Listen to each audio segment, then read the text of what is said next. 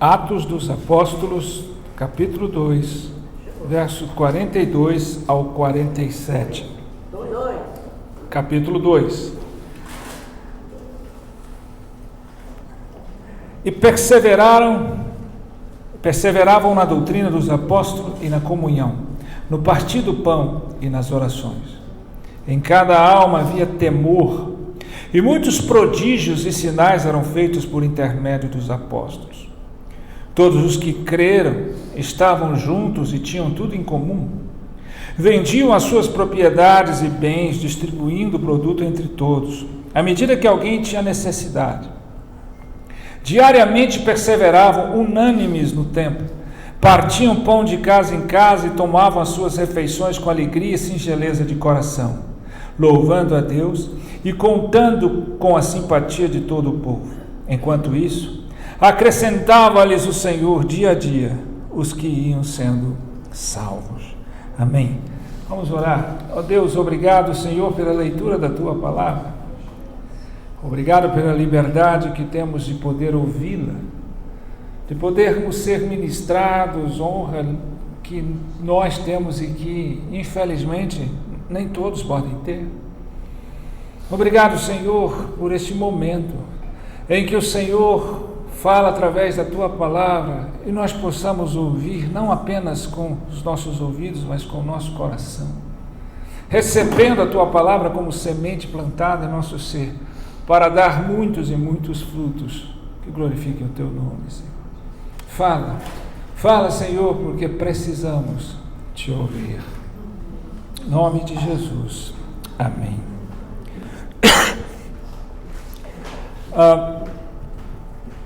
Sempre quando celebramos aniversário de igreja, pensamos o que vamos falar, vamos agradecer, engrandecer, vamos dizer alguma coisa. E sempre quando pensamos em aniversário, em celebração, pensamos em que nível nós estamos, né? Há uns que gostam só de celebrar, de festejar, mas há momentos que você amadurece e nessas datas você reflete na sua vida, você pensa no propósito, no significado, no sentido. Você visualiza o ontem, você visualiza o hoje, mas está sempre olhando o amanhã. E é interessante porque não podemos deixar de pautar a realidade das nossas vidas, a realidade da igreja. Eu separei essa mensagem mais uma vez para pensar sobre isso. Eu tenho compartilhado, aonde eu tenho ido, que hoje nós, como igreja de Cristo, nós não precisamos dar um passo à frente, nós precisamos de alguma forma dar um passo atrás. Com tudo que está acontecendo hoje no seio da igreja, quando eu falo de igreja, da igreja em geral, com tudo que está vindo e tem acontecido, né, com as lideranças, com os modelos, os modismos, então dar um passo atrás não é um retrocesso. Dar um passo atrás é voltar à legitimação da igreja no seu aspecto primitivo, no seu aspecto de originalidade, de pureza, de simplicidade, de compromisso, de propósito, né? Eu olho para a igreja de maneira geral, e eu tenho tido o privilégio de Deus me deu de sair e pregar em tantas igrejas, e vejo a realidade dos noticiários, e vejo o que está acontecendo, né? Há tanta gente buscando modernidade, isso, né? E quando você olha, né, eu já compartilhei isso, uma criança encontra a sua maior alegria no que ela tem. Sempre a criança está preocupada com o presentinho que ela vai ganhar. A criança está preocupada e quer mostrar para você o que ela tem no seu quartinho. Eu brinco, né? Se você for no aniversário de uma criança sem levar presente, você não é bem-vindo. Mas se você não for e mandar o presente, fica bom mesmo. O jovem tem sua maior alegria no que ele faz. Ele está sempre compartilhando e desafiando os amigos para ver quem fez mais e quem deixou de fazer, quanto fez ou quanto deixou de fazer. E o adulto teria, obviamente, a sua maior alegria no que ele é. E aí eu pergunto para vocês, até que ponto nós temos uma igreja adulta? Uma igreja madura? Eu vejo igreja com muito pouco, vou em igrejas que com muito pouco tempo de existência é tão grande, edificando, construindo, fazendo um monte de coisa. Tem igrejas que eu vou que são centenárias. Tem igrejas que a gente vai que tem, se não tem 100 anos, tem 50, tem 60, tem 80. Tem igrejas que ficam no meio do termo. De fato, você tem igreja com relação ao tempo, você tem um monte. Mas até que ponto você mede a igreja, a maturidade da igreja? E é isso que eu queria refletir com vocês. Porque o que a gente mais vê são igrejas infantis e juvenis. Infantis porque só se preocupam em ter. Infantis porque medem a sua competência no que elas têm. Olha o prédio que nós construímos, olha o louvor que nós temos, olha as salas que temos, olha que nós compramos, olha que nós temos isso, temos aquilo, na nossa igreja tem isso, tem aquilo, tem aquilo. Olha quantas pessoas nós temos. A quantidade tornou-se a expressão de competência e de evolução e de crescimento de igreja. Tem igrejas juvenis que só está se exaltando no que faz. Olha quanta coisa nós fazemos, nós temos departamento disso, departamento de aquilo, nós fazemos aquilo. Eles ficam reunindo semana por semana, arquitetando suas estratégias, suas metodologias e fazendo. E eu pergunto, será que não é no mesmo valor? Quantas igrejas se medem pelo que são? Se medem pela maturidade de seus membros, se medem pela qualidade de seus relacionamentos, se medem pelo tamanho do crescimento espiritual que tem, se medem pela barra alta de sua diferença entre a sociedade. Quantas de fato são? Não é esse o desafio? Quando olhamos para a igreja primitiva, você vê nesse texto o relato de como era a igreja primitiva, de como ela foi constituída, e você não vê ela falando, construímos isso, construímos aquilo, fizemos aquilo. É tudo relacionalmente. É tudo relação entre as pessoas e as pessoas com Deus. Não precisava de muitas coisas, de muita estrutura, de muita estratégia, de muita metodologia. O que precisava de muita dependência, muito temor a Deus. Então, eu não estou aqui apenas para criticar os outros, mas para trazer uma reflexão. Eu ouvi outro dia, já compartilhei com os irmãos outro dia, uma pessoa falando, devia ser um pastor num desse podcast, falando, e eu ouvi só um pedaço, isso passando pelo meu celular, e me chamou a atenção, porque era 1 minuto e meio, sei lá, e falando que igreja que se compromete hoje é a pregar doutrina, a pregar o evangelho, a pregar sobre céu e inferno, a falar sobre pecado, e viver sobre essa base, ela está fadada ao fracasso e vai fracassar e vai fechar. Eu jamais vou concordar com isso, e jamais vou aceitar, ainda que eu entenda o que ele esteja falando. A igreja não é uma empresa, a igreja não é um negócio, a igreja somos nós unidos para cultuar a Deus. A igreja não é um lugar para você vir e receber, a igreja é um lugar para você vir e dar o seu louvor a Deus. A igreja não é um lugar para você sair aliviado, a igreja é um lugar para você sair iluminado, confrontado. É para você sair pensando a sua vida. É um lugar de comunhão, de adoração. E olha, quando você pega o texto, ele começa dizendo: eles perseveravam na doutrina dos apóstolos, na comunhão, no partir do pão e nas orações. Isso é o discipulado em si. Essas 4 coisas aqui é o discipulado. Essa é o discipulado, é onde se constrói a base do discipulado, do discípulo.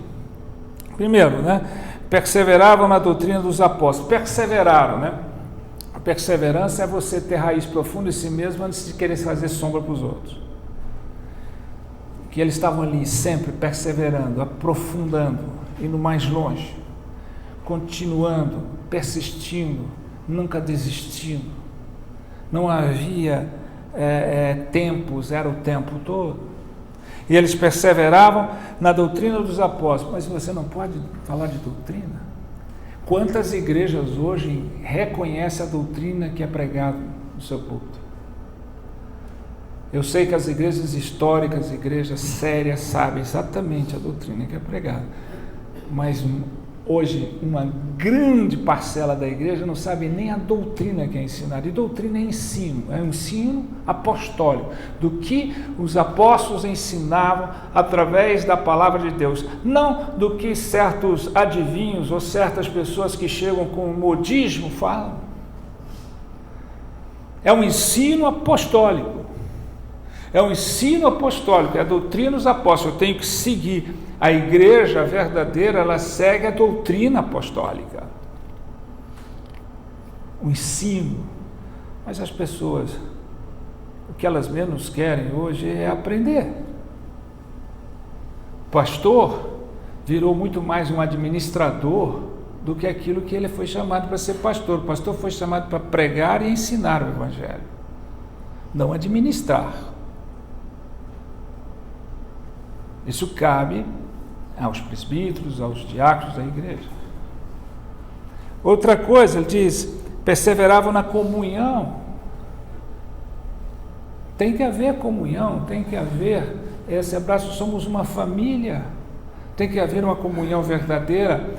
Igrejas que aumentam, não crescem, só aumentam e se avolumam em quantidade, onde ninguém conhece ninguém, está escuro, ninguém vê a face de ninguém. Eu não posso concordar com isso. Tem pessoas que têm igrejas hoje e ficam aí, mas não conhecem ninguém que está do seu lado. Não sabe quem é. Que comunhão é essa? Não se fala aqui de estrutura, não se fala aqui de edifício, se fala de edificação humana, relacional. Eles perseveravam no partir do pão, na ceia, para lembrar o que Jesus fez e para viver a esperança de que Ele vai voltar e vai consumar toda a sua obra.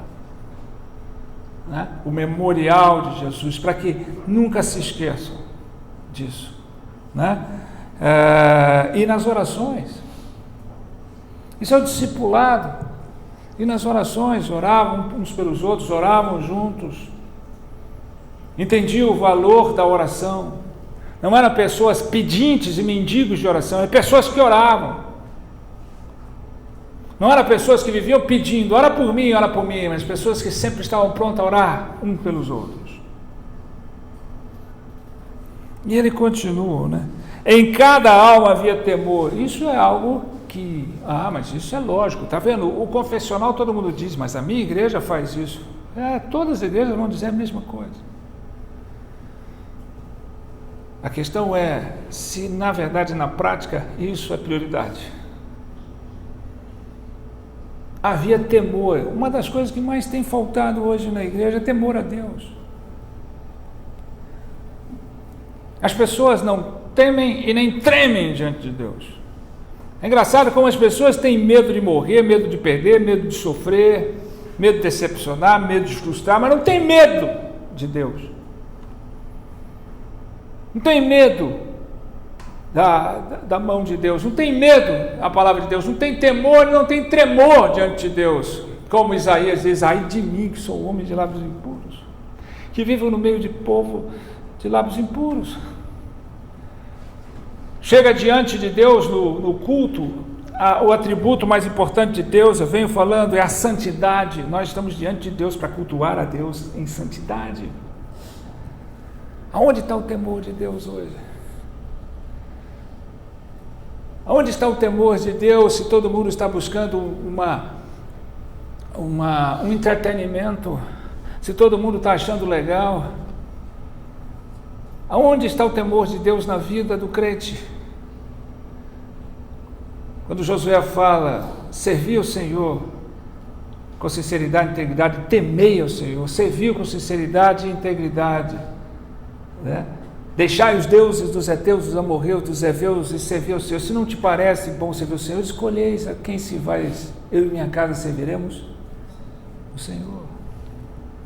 O maior tesouro do nosso coração deve ser o quê? O temor a Deus.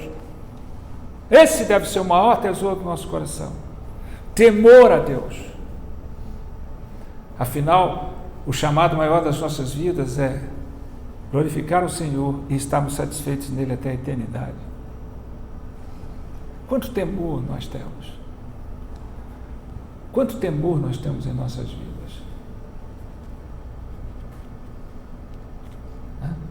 Aqui a palavra é muito clara, em cada alma havia temor. Em cada alma havia temor. Até para falar o nome de Jesus tremia. Para se colocar na presença do Senhor tremia. Hoje não. Parece que nós estamos brincando e fazendo de crente. Quantas igrejas? Então tem que haver temor.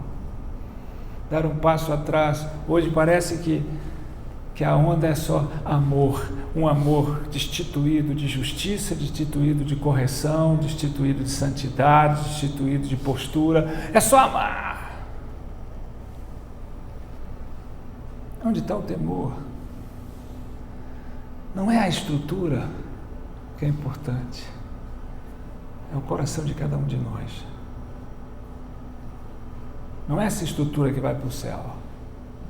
Não é por essa estrutura que Jesus morreu. Morreu por cada um de nós. E onde está o temor? Nós temos medo de um monte de coisa, mas não temos medo de errar com Deus. Não temos medo de pecar diante de Deus. Não temos medo de entristecer o coração de Deus. Aqui a palavra de Deus começa: muitos prodígios e sinais eram feitos por intermédio dos apóstolos. O maior milagre nós cantamos aqui é aquilo que Deus faz em nós. É aquilo que Deus faz em nós. É a transformação do nosso coração, o resgate das nossas vidas. É a regeneração das nossas almas. Não é? Jesus, não custou nada para ele curar o cego, levantar o paralítico, não custou nada, mas para nos trazer a salvação custou tudo. Tudo. Tem tanta gente que ainda fica falando, lá na igreja o paralítico levantou, lá na igreja tinha isso, aconteceu aquilo, lá na igreja os testemunhos é assim. Não, quantas igrejas estão colocando testemunho? O meu coração era de um jeito, hoje meu coração é outro, porque o Senhor governa meu coração. O Senhor me tirou lá do mundo, da morte, Ele me trouxe vida e mudou a minha vida. É o que Deus faz em nós, não o que Deus faz por nós. Esse é o maior de todos os sinais, a maior de todas as maravilhas. E continua: todos os que creram estavam juntos e tinham tudo em comum. Isso chama-se unidade. É claro que você tem que trazer um contexto, é claro que você vai fazer, eu tenho que fazer igualzinho, você precisa tirar ensinamentos disso. Cada um dos que vivem hoje a igreja vive o seu mundinho,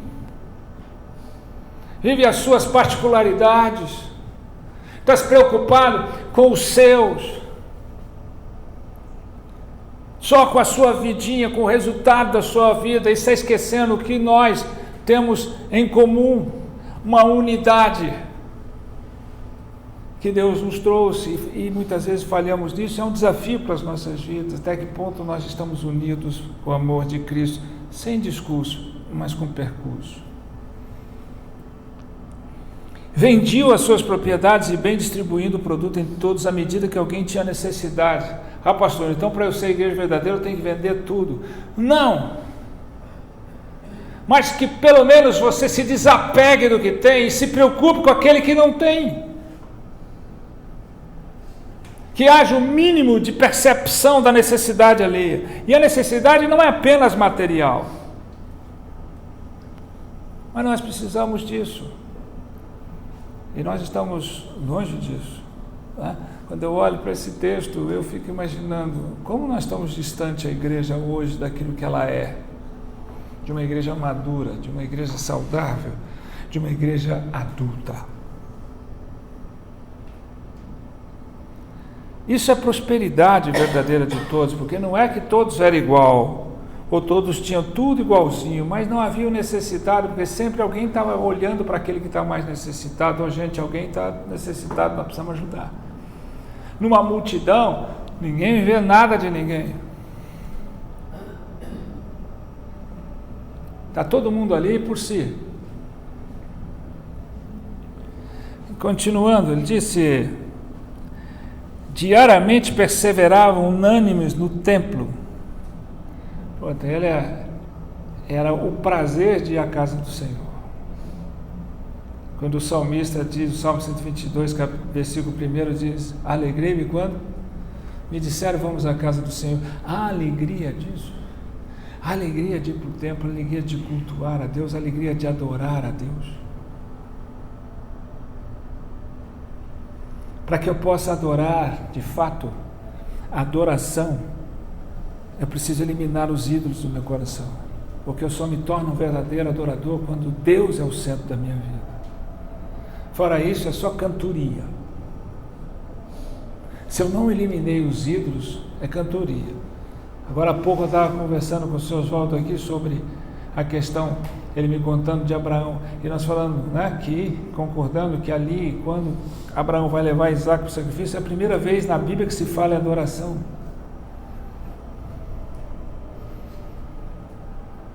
E houve adoração porque o ídolo Isaac ia ser sacrificado. Os dois que foram com eles ficaram. Só pode adorar a Deus aquele que reconhece a Deus, não aquele que admite Deus. Então estão aí falando que estão adorando. Quem está adorando? Quem está adorando a Deus? Se não eliminarmos os ídolos dos nossos corações, nós substituímos o espiritual pelo físico o tempo todo. É mais fácil, é mais palpável, é mais aconchegante. Ídolos que a gente nem imagina, cônjuge, filho, pai, mãe, viram ídolos nas nossas vidas. Então deixe os filhos serem filhos, os cônjuges serem cônjuges, ame-os como filhos, como cônjuges, ame os pais, ame as pessoas, ame quem quer ou qualquer coisa que você quiser, mas não faça deles seus ídolos. Ame a Deus acima deles, porque é a única forma que você pode amar de fato. O problema hoje não é que as pessoas estão odiando Deus ou isso, mas é que elas estão colocando o homem no centro.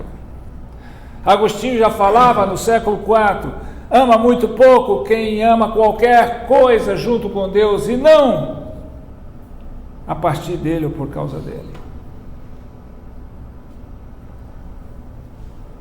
Então, vamos perceber que é agradável estar no templo todos os dias, é agradável cultuar a Deus, né? Porque nós podemos dizer, olha, é tão bom quando alguém me diz assim, está na hora de ir para o culto, está na hora de adorar a Deus, está na hora de ouvir a palavra de Deus, está na hora de oferecer um culto ao meu Senhor. Essa alegria, ela tem existido. Ela tem existido. E você não precisa de subterfúgio, você não precisa de montar. Será que o Evangelho perdeu o valor? Será que o Evangelho perdeu o poder? Eu nunca vou concordar com isso.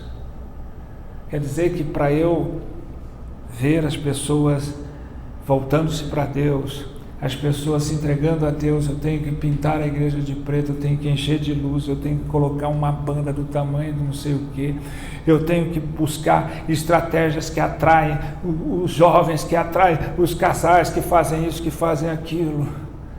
Não é mais o poder do Evangelho? Não, hoje não dá mais. Parece que o que nós estamos dizendo hoje é o seguinte: não dá mais só para pregar o Evangelho. Não dá mais. O mundo mudou, o mundo já não é mais o mesmo, com a internet, com a sociedade desse jeito, não dá mais para fazer só isso. Peraí, Jesus disse: passarão os céus e a terra, mas as minhas palavras jamais passarão. O Evangelho nunca perdeu e nunca vai perder o seu poder, e quem convence, transforma o coração, é o Espírito Santo, não são as estratégias humanas. Eu louvo a Deus por não ter competência administrativa, porque se eu tivesse, eu ia achar que eu podia fazer estrutura, estratégia boa para encher a igreja e esquecer que é dele, que é por ele, que é para ele, e que o poder vem dele, e que só ele, só o Espírito de Deus convence do pecado, do juízo e da justiça. Continuando, partir pão de casa em casa, tomava suas refeições com alegria e singeleza de coração. Esse partir pão de casa em casa é essa comunhão fora da igreja. As pessoas tinham alegria, os irmãos, de ir na casa do outro, de compartilhar um café, de saber do outro, de ajudar, de auxiliar, de ter amizade, de ter convívio, de ter relacionamento. Não aquela coisa de só irmão na igreja, mas ter relacionamento, gente. Conhecer uns aos outros é um desafio, porque aí a gente começa a entrar no trabalho e cada um vai viver a sua vida. Esquece de se relacionar um com os outros, de ter uma vida saudável de relacionamento, se preocupar com um, visitar, abraçar, comer junto. E engraçado, ele diz aqui, louvando a Deus, nós cantamos, quero cantar a bondade de Deus desde que levanto até a hora de dormir. Louvor a Deus, não é cantoria, mas é adorar a Deus, é louvar a Deus, é agradecer a Deus, é engrandecer a Deus o tempo todo, não só através das minhas palavras, mas principalmente através das minhas atitudes, do meu comportamento. E ele termina dizendo, contando com a simpatia de todo o povo. É engraçado isso, porque eu fico olhando, o que é isso, contando com a simpatia de todo o povo? Uma igreja que conta com a simpatia de todo o povo, uma igreja que tem o respaldo do respeito das pessoas, da reverência das pessoas. Não uma igreja que é agradável aos povos, agradável aos crentes, mas uma igreja onde o povo é simpático a ela. O povo vê a diferença dela. O povo sente a diferença nela, nas pessoas, na sua condução, na sua simplicidade. A simpatia não vem do aspecto, é crente que gosta de ver templo grande, que gosta de ver templo cheio, que gosta de ver novidades, que gosta de ver... O povo, ele se simpatiza com o comportamento, a atitude das pessoas, com o seu testemunho. É isso que faz a grande, enorme diferença. E acrescentava, enquanto isso, acrescentava-lhes o Senhor dia a dia os que iam sendo salvos. Olha que coisa, na igreja primitiva, todo dia o Senhor, a cada dia, o Senhor ia acrescentando. Ele não disse, a igreja foi se enchendo de uma vez porque a estratégia deles era fantástica. A igreja foi enchendo de uma vez porque eles montaram uma estrutura fantástica. A igreja deles encheram porque eles tinham uma metodologia fantástica. Não, o Senhor acrescentava. Dia a dia, aqueles que iam sendo salvos, aqueles que se tornavam crentes verdadeiros, aqueles que alcançavam a salvação porque creram em Jesus, e quem faz isso é só Deus.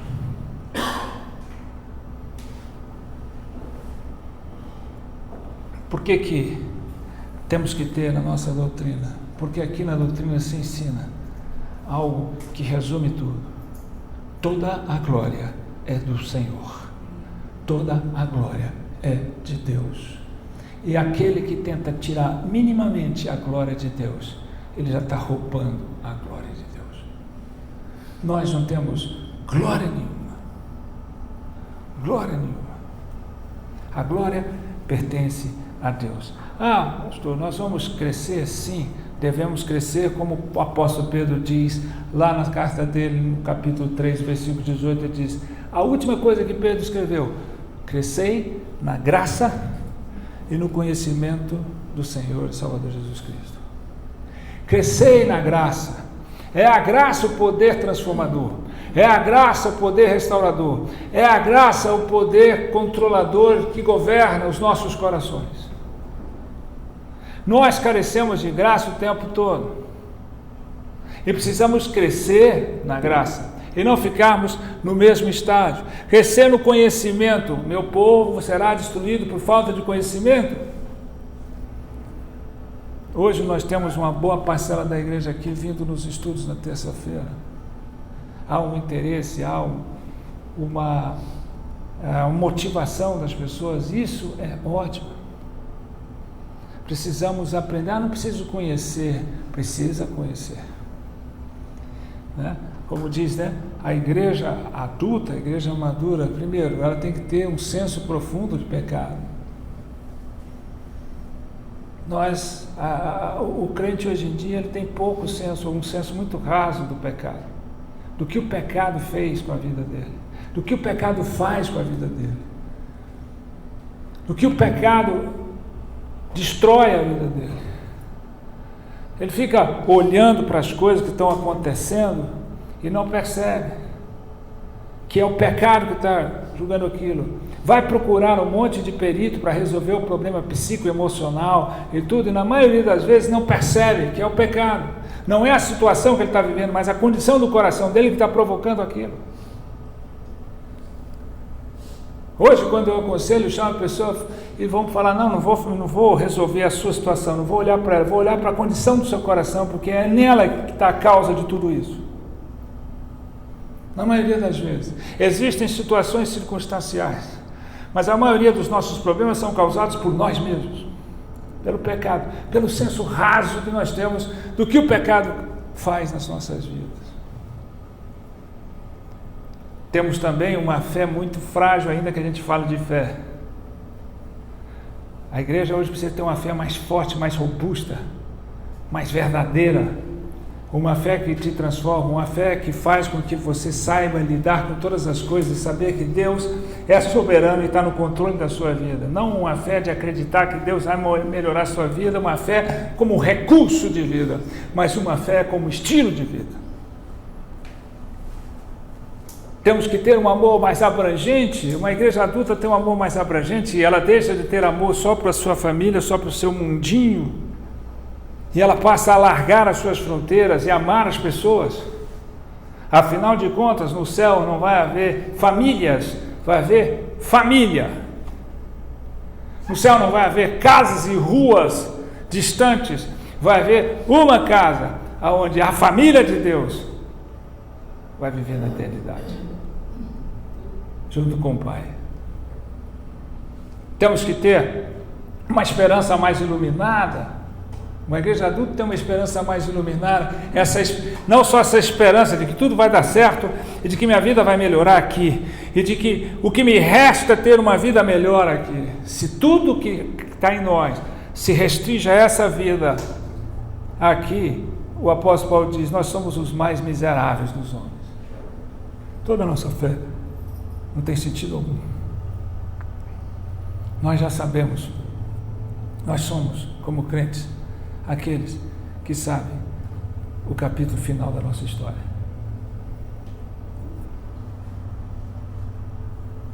Veja você como a gente queria viver uma vida e que tudo na nossa vida a gente soubesse como ia acabar.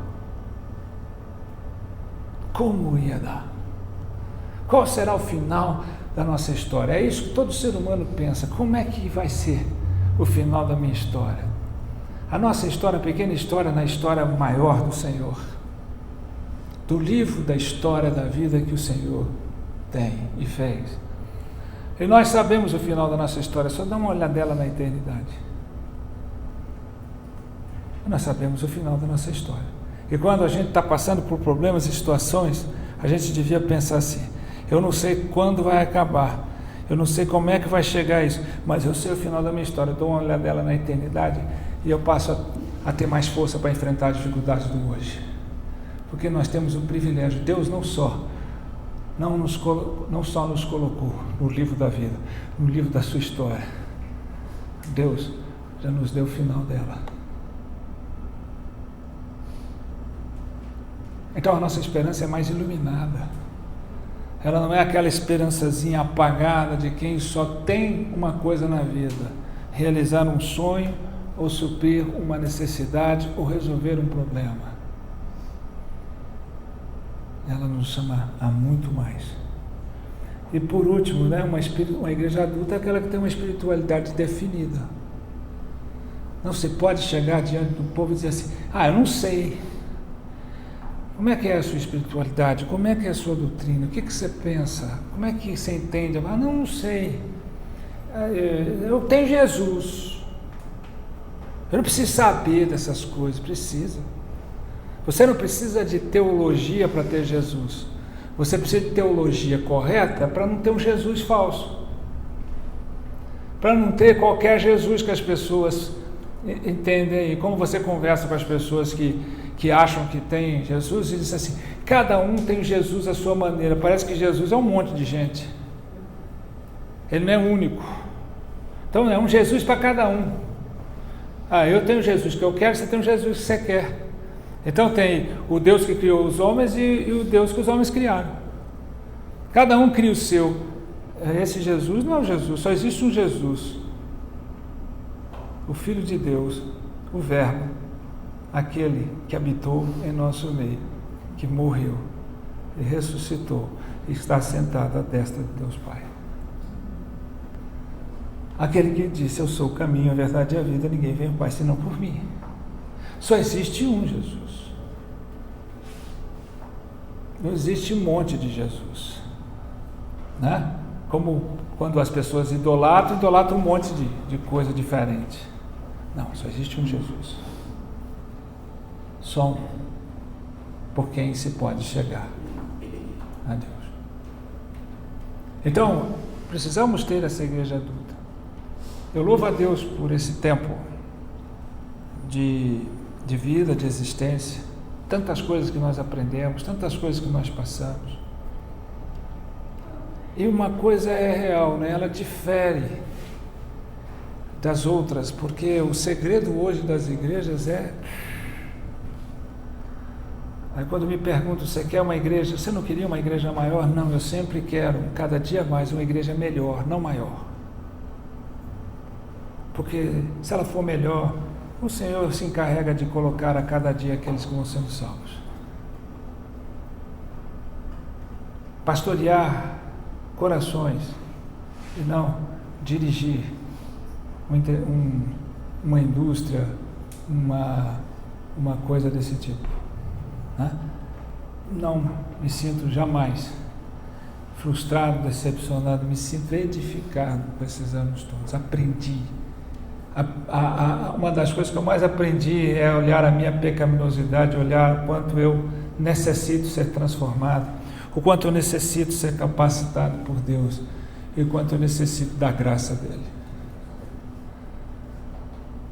Que eu não fui chamado apenas para alimentar vocês, eu fui chamado para, junto com vocês, buscar o alimento que só Deus pode dar.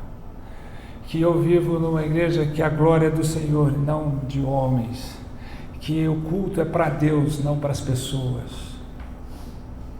Essa é a minha dádiva. Essa é a alegria do meu coração.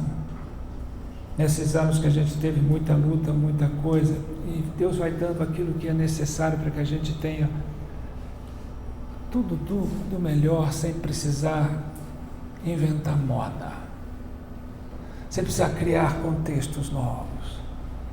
O desafio nosso não é descobrir meios para encher a igreja. O desafio nosso é abrir o nosso coração cada dia mais e entregá-lo para Deus e se encher dele. Se encher de Deus. O resto é com Ele. É com Ele. E é assim que nós fazemos.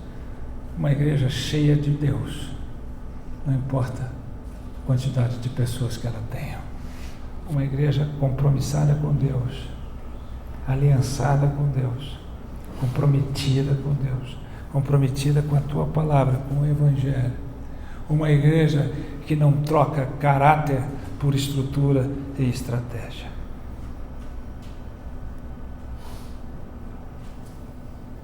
E nós precisamos ser assim. Nós precisamos ser assim. Essa é a nossa luta, esse é o nosso desafio. O grande teste nosso não é só agradecer e louvar o que Deus nos deu. É o desafio do que nós seremos. É o desafio do que nós precisamos ser. Então, não sejamos uma igreja infantil que se alegra pelo que tem e contra a sua maior alegria no que tem. Não sejamos uma igreja juvenil que a sua alegria é medida pelo que ela faz. Mas sejamos uma igreja adulta, verdadeiramente madura, cuja sua maior alegria é o que ela é em Cristo, por Cristo, para a glória de Deus. Amém? Vamos ficar de pé, vamos orar.